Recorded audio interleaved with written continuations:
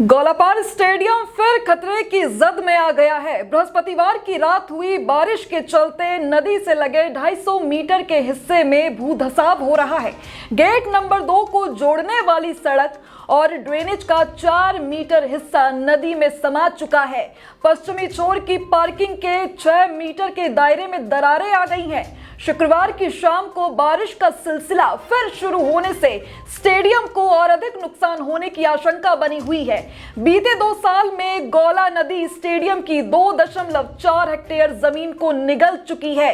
12 सितंबर को गौला नदी का जलस्तर बढ़ने पर स्टेडियम के किनारे के 400 मीटर के हिस्से को भारी नुकसान हुआ। अप्रोच रोड और पार्किंग का बड़ा हिस्सा नदी में समा गया। नदी की सुरक्षा के लिए बने तटबंध बह गए। अभी तक स्टेडियम की सुरक्षा के लिए कोई काम नहीं किया गया। सिंचाई विभाग नदी का जलस्तर कम होने का इंतजार कर रहा है। वहीं बरसात ने एक बार फिर खेल विभाग की भूमि को नुकसान पहुंचाना शुरू कर दिया। गौलापार स्टेडियम को रोशन करने के लिए लगी हाई मास्ट और ग्राउंड लाइटें भी खतरे की जद में आ गई हैं। एक ग्राउंड लाइट किसी भी वक्त गौला नदी में समा सकती है। नदी से स्टेडियम की दूरी मात्र 15 मीटर रह गई है। यदि गौला नदी का जलस्तर एक बार फिर बढ़ा तो करोड़ों की लागत से बना स्टेडियम नदी की जद में आ सकता है। वहीं स्टेडियम की सुरक्षा दीवार बनाने के लिए शासन को पेश किया गया प्रस्ताव ठंडे बस्ते में पड़ा हुआ है।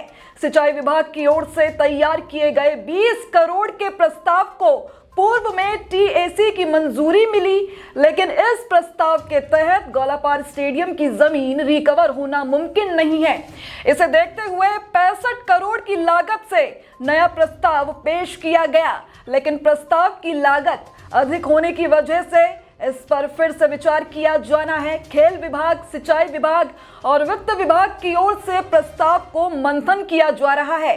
चैनलाइजेशन के कामों को लेकर ठेकेदारों को निर्देश दिए गए हैं, लेकिन नदी का जलस्तर अधिक होने से चैनलाइजेशन का काम संभव नहीं है। तो वहीं नदी का जलस्तर कम होने पर ही स्टेडियम की सुरक्षा के लिए काम किया जाएगा।